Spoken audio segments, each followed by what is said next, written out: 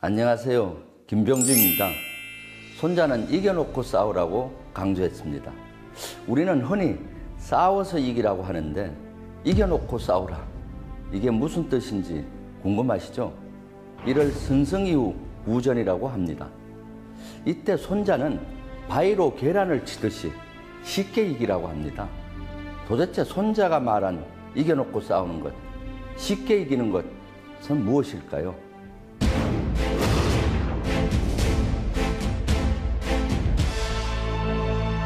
그 의미는 크게 두 가지로 해석 가능합니다. 먼저 힘을 키우는 것입니다. 강해지면 상대방과 전투를 하지 않고 이길 수 있습니다. 예를 들면 미국과 같은 군사 강대국이 되면 아무도 미국과 싸우려 하지 않습니다. 미국과 싸운다면 패배할 것이 불을 보듯 뻔한 일이니까요. 이렇듯 강한 힘을 갖는 것, 이겨놓고 싸우는 기본적인 방법입니다. 하지만 강한 힘을 갖는 데는 오랜 시간이 걸리죠. 현재 자신의 힘이 다소 약하더라도 싸우거나 경쟁해야 한다면 어떻게 해야 할까요? 이럴 때는 이겨놓고 싸울 수 있는 사전 여건 조성을 해야 합니다. 이겨놓고 싸우는 두 번째 방법은 바로 승리할 수 있는 여건을 충분히 만들고 싸움에 돌입하는 것입니다. 그러나 어리석은 사람 혹은 전쟁을 잘 모르는 사람은 무턱대고 싸움에 돌입합니다. 그리고 이기려고 부단히 노력을 하죠. 그러나 싸우면서 이기려고 하면 승리하기 어렵고 이긴다고 해도 피해가 아주 큽니다. 사전 여건 조성, 얼마나 중요한지 이솝우화에 나오는 토끼와 거북이로 설명해 보겠습니다. 토끼와 거북이가 경주를 하는데 잘 달리는 토끼는 방심한 나머지 경주 중에 쉬다가 잠이 듭니다. 그 사이 거북이는 열심히 달려가서 결승점에 도달하죠. 결국 토끼가 지고 만다는 이야기입니다. 토끼는 자만해서 지고 거북이는 끝까지 포기하지 않고 달려 이긴 겁니다. 정확하게는 토끼의 실수 덕에 거북이가 이긴 것이죠. 다시 말해 요행이 따랐던 것입니다. 그러나 거북이는 자신의 능력으로 이겼다고 착각하고 승리감에 도취되었을 수 있습니다. 그런데 이때 분에 못 이긴 토끼가 거북이에게 재도전을 신청한다면 어떻게 되겠습니까? 토끼를 한번 이겨본 거북이는 이번에도 토끼를 이길 수 있다고 생각합니다. 그리고 아침부터 밤 늦게까지 달리기 연습을 하겠죠. 하지만 그렇다고 해서 토끼라고 가만히 있겠습니까? 토끼는 낮잠을 자는 실수를 다시는 반복 안 할 것입니다. 안타깝게도 거북이는 아무리 열심히 노력을 해도 토끼를 이길 수 없습니다. 그런데 손자가 말한 이겨놓고 싸우는 개념을 아는 거북이는 열심히 연습하는 대신 전략을 짤 것입니다. 이게 무슨 말이냐고요? 열심히 연습해도 이길까 말까인데 그것은 바로 거북이가 경쟁의 판을 자신에게 유리하게 바꾸려 할 것이라는 사실입니다. 거북이는 토끼에게 조건 하나를 내겁니다. 만일 경주하는 코스를 내가 선택하게 해주면 도전을 받아들일게. 토끼 입장에서는 산이나 들이나 운동장 어디든 이길 수 있는 자신이 있을 테니 거북이 제안을 받아들입니다. 그리고 거북이는 이겨놓고 싸울 수 있는 여건을 조성합니다. 그게 뭘까요? 바로 경주 코스에 강을 넣는 것입니다. 경주 중 강을 건너가게 하는 것이죠. 그럼 어떻게 되겠습니까? 토끼는 강을 극복하지 못합니다. 토끼는 다시 태어나도 강을 건너지 못하죠. 승리는 시간의 문제일 뿐 거북이가 승리하게 됩니다. 이렇게 거북이는 이겨놓고 싸우는 여건을 조성해서 승리하는 겁니다. 하지만 이런 거북이도 전략의 중간급밖에 안 됩니다. 진짜 고수 거북이는 육상 경기 대신 수상 경기를 하자고 제안합니다.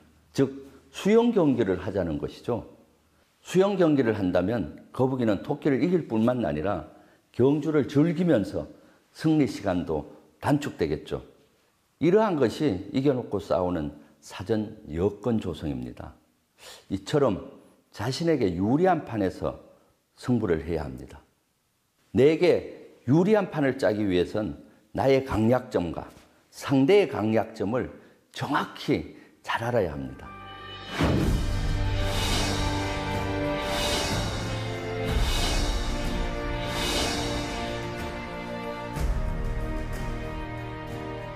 그러나 남이 잘하는, 남이 짜놓은 판에 걸려 들어가는 것은 이길 수가 없습니다. 예를 들어 음악에 천부적인 재능이 있는 학생이라면 음악 실기로 이겨야겠죠. 그런데 로스쿨이나 경영대에 진학하면 밤 늦게까지 공부를 해도 능력 발휘를 할 수가 없습니다. 이는 마치 거북이가 토끼와 육상에서 경주하는 모습과 닮았습니다. 사회에 나가서도 마찬가지입니다. 직업군을 선택할 때도 자신의 강점과 무관한 직종에 가서 룰을 따라가다 보면 성공이 어렵습니다. 아침부터 밤까지 달리기 연습하는 일본 거북이처럼 매일 밤 야근하며 열심히 일을 했는데도 성공하지 못하는 분들이 많습니다. 그리고는 왜 노력했는데도 실력 발휘를 못하는지 자책을 하곤 하죠. 왜 이런 현상이 나타날까요? 자신의 강약점을 잘 알아야 하는데 자기 자신을 잘 모르기 때문입니다. 대부분 사람들은 자신의 가장 뛰어난 장점이 뭔지 모른 채 살아갑니다. 자신의 강점을 파악하고 자신에게 유리한 사전 여건을 조성해서 유리한 판을 만들어 성공해야 합니다. 2000년 이후 세계적인 갑부가 된 사람들의 대부분은 이걸 실천한 사람들입니다. 알리바바의 마윈이나 페이스북의 마크 주커버그 등은 기존의 치열한 경쟁 구조가 아닌 인터넷이라는 새로운 영역에서 자신의 강점을 살려 성공했습니다. 아마 이런 분들을 보며 이렇게 말하는 분들도 있을 것입니다. 성공하는 사람들은 따로 있더군. 마윈이나 주커버그 같은 사람들은 특별한 재능을 타고난 것이야. 하지만 난 특별한 재능이 없어. 그러나 정말 그럴까요? 혹시 스스로 재능이 없다고 오판해 미리 포기한 것은 아닐까요? 사람은 누구에게나 주어진 고유한 재능이 있습니다. 마치 거북이가 태어날 때부터 육지보다 물에서 빠르게 헤엄치듯 말이죠. 그리고 자신을 잘 안다고 하더라도 강점 강화보다는 약점을 보완하는 데 집중하는 경향이 있습니다. 우리는 지금까지 누구나 노력하면 무엇이든 할 수 있다며 불가능한 것, 자신의 약점 극복에 많은 시간을 투자하곤 했습니다. 예를 든다면 말을 잘 못하는 사람은 웅변강좌에 등록하고 음감이 떨어지는 사람은 성미 맞지 않는 보컬 트레이닝을 받습니다. 가장 성과가 안 나올 일에 자신의 귀중한 시간과 돈, 에너지를 투자하는 셈이죠. 그러나 말을 못하는 사람이 뛰어난 아나운서나 MC가 될 가능성이 희박하죠. 음감이 떨어지는 사람이 훌륭한 가수가 될 가능성은 희박합니다. 마이클 조던 누군지 다 아시죠? 미국뿐만 아니라 전 세계적으로 유명한 농구 스타였습니다. 농구 선수로 활동한 13년 동안 미국 프로농구 NBA 득점왕을 10번이나 했고 정규 시즌 MVP 5번, 결승 MVP 6번을 차지했습니다. 또한 소속팀 시카고 볼스를 6번이나 리그 정상에 올린 선수입니다. 그런데 이토록 좌절이라고는 모르고 승리만 누리던 조던이 인생에서 크게 실패를 맛봤던 때가 있습니다. 어느 해 그의 아버지가 갑자기 돌아가셨죠.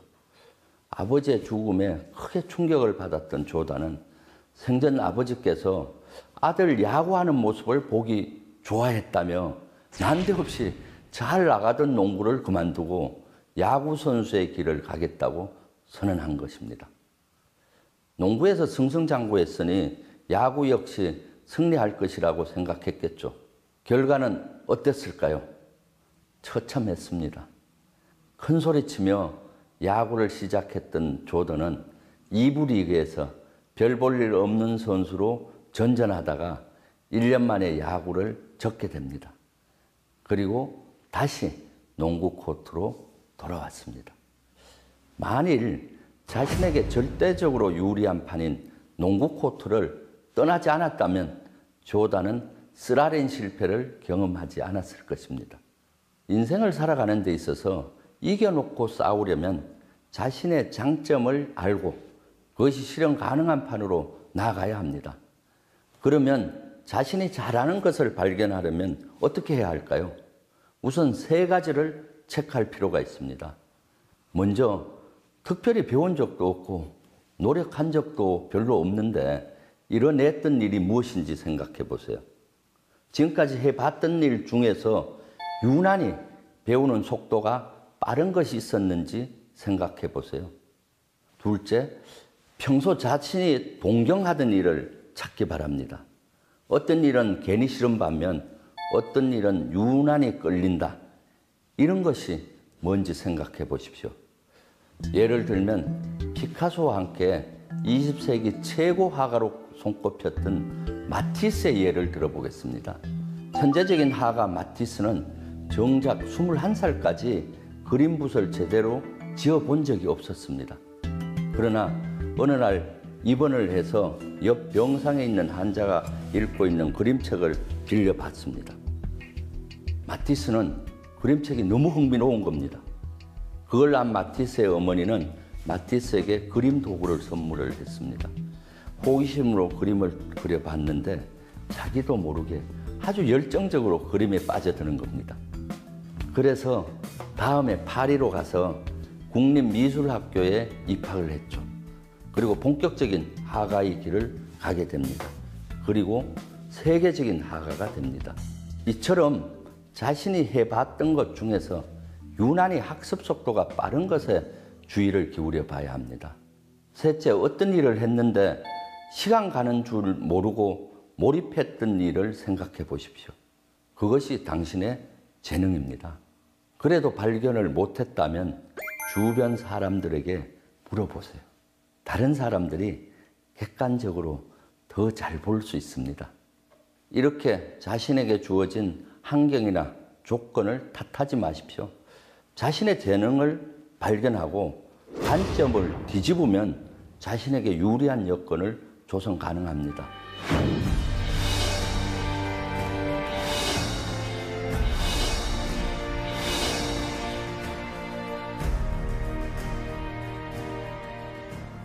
그래서 우리는 자기에게 유리한 사전 여건을 조성하고 이겨놓고 싸우는 판을 만드는 것이 아주 중요합니다. 역사적으로 이겨놓고 싸웠던 분을 꼽으라면 이순신 장군을 들 수 있습니다. 이순신 장군은 한 번도 진 전투를 하지 않았습니다. 그 중에서도 가장 놀라운 전투는 명량대첩입니다. 겨우 13척의 배로 133척과 싸워 압승을 거둔 그야말로 믿기 힘든 승리였죠. 아주 열세했던 조선 수군을 이끌고 이길 수 있었던 비결, 바로 이순신 장군의 치밀한 사전 여건 조성에 있습니다. 명량대첩이 일어나기 전 원균이 지휘한 조선 수군은 7천량 전투에서 대패를 해 엄청난 피해를 입은 상태였습니다. 총 160척 중에서 남아있던 조선 함선은 겨우 12척이었죠. 수군은 2만 명이 거의 전멸했습니다. 이때 백의종군하던 이순신 장군은 다시 삼도 수군 통제사로 임명됩니다. 지금으로 말하면 해군 총사령관 임무를 맡게 된 것이죠. 그 당시 남아있는 배는 고작 12척밖에 안 되었고 조선 수군의 전투력은 너무 약해서 조선왕 선조는 이순신 장군에게 해군을 해체하고 육군에 편입하도록 제의를 합니다. 그러나 이순신 장군은 이를 간곡히 거절을 하며 왕에게 유명한 장계를 올립니다. 신에게는 아직 12척의 배가 남아 있습니다. 죽기를 각오하고 막으면 오히려 지켜낼 수 있습니다. 라고요. 그리고 이순신 장군은 남해안과 서해안을 일본 수군으로부터 지켜낼 방도를 고민하기 시작합니다. 당시 일본 수군은 약 300척 이상의 함선을 보유하고 있었습니다. 조선 수군은 12척에서 부서진 함선 한 척을 보강해서 13척을 보유했습니다. 13척 대 300척의 비율로 싸워야 하는 절체절명의 위기상황이었습니다. 조선 수군이 만약 져서 남해안과 서해안 해상권을 일본에게 내어주면은 일본 육군의 보급선이 해상으로 연결이 되고 바다와 육지에서 합동작전이 이루어져서 조선은 패망의 위기에 빠질 터였습니다. 그래서 적은 병력이지만 싸우지 않을 수가 없었죠. 이순신 장군 부하들은 너무 전투력이 열세하니 전투를 해서는 안 된다고 만류를 했죠. 그러나 이순신 장군은 포기하지 않았습니다. 승리할 수 있는 여건을 만들기 시작했습니다. 먼저 이순신 장군은 조선 수군의 강약점과 일본 수군의 강약점을 분석합니다. 그리고 조선 수군 강점이 발휘될 수 있는 유리한 여건을 만들어 갑니다. 일본 수군의 강점이 발휘되지 않는 판을 만들려고 했죠. 그리고 적은 병력으로 많은 병력을 물리칠 지형을 찾아냈죠. 울돌목이었습니다. 손자는 아군이 열세할 때 험하거나 좁은 지형이 유리하다고 했습니다. 울돌목은 폭이 약 300m였습니다. 배를 행으로 전개하면 10척밖에 배치할 수가 없었죠. 아무리 일본 함선이 많다 해도 조선 수군과 실제 맞닥뜨리는 적은 10척 내외였습니다. 그리고 나머지 일본 함선이 종대로 밀집이 될 텐데 수상 전투가 벌어지면 앞에 부서진 함선의 잔해가 대형을 흐트러뜨리고 앞 함선이 불타면 인접 함선으로 불타기 때문에 일본 함선의 밀집 대응은 매우 불리한 터였습니다. 아울러 이순신 장군은 열세한 병력을 숨기고 적의 사기를 떨어뜨리기 위해 기만작전을 벌입니다. 수키로 후방 지역 멀리 주민 어선 수백 척을 배치해 놓았습니다. 일본 수군이 볼 때 앞에 나온 열척은 선봉선이고 본대가 엄청 많은 것처럼 보이도록 했죠. 그리고 전투 당일 일본 수군의 300척 중 133척이 울돌목으로 모습을 드러냈습니다.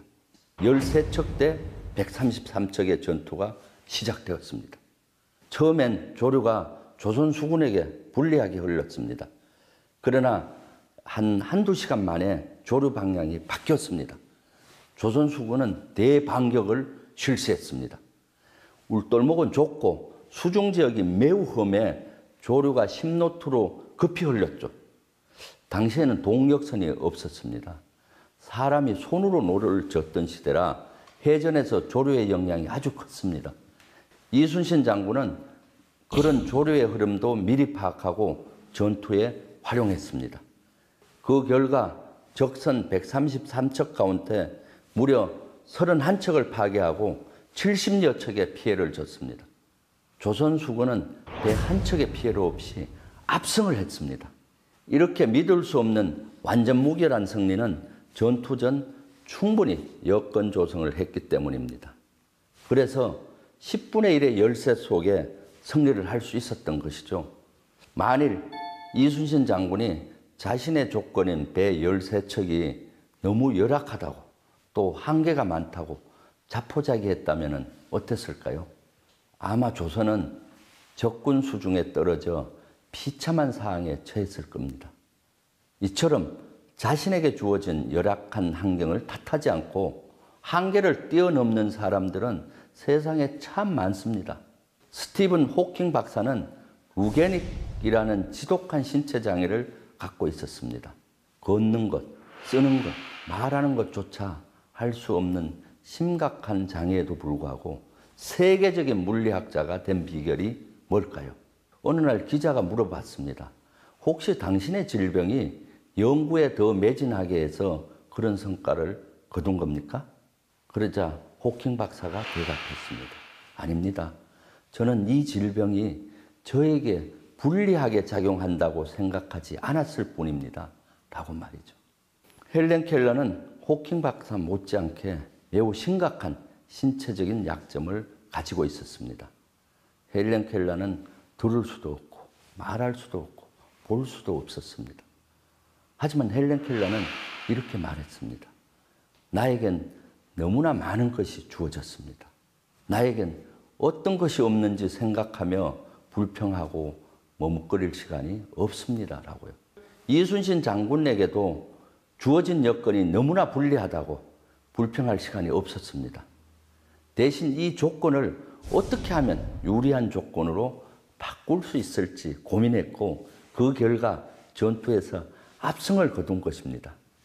손자가 제시한 대로 힘을 끊임없이 키우되 자신의 조건이 열악하다고 좌절하지 마세요. 자신에게 유리한 여건을 조성하면 승산이 생깁니다. 인생을 살아가든 조직이나 국가를 운용하든 이겨놓고 싸운다는 개념을 정확히 알고 실천하는 것은 매우 중요합니다. 그래야 쉽게 승리하고 결국 성공할 수 있으며 윈윈할 수 있는 여유가 생깁니다. 감사합니다.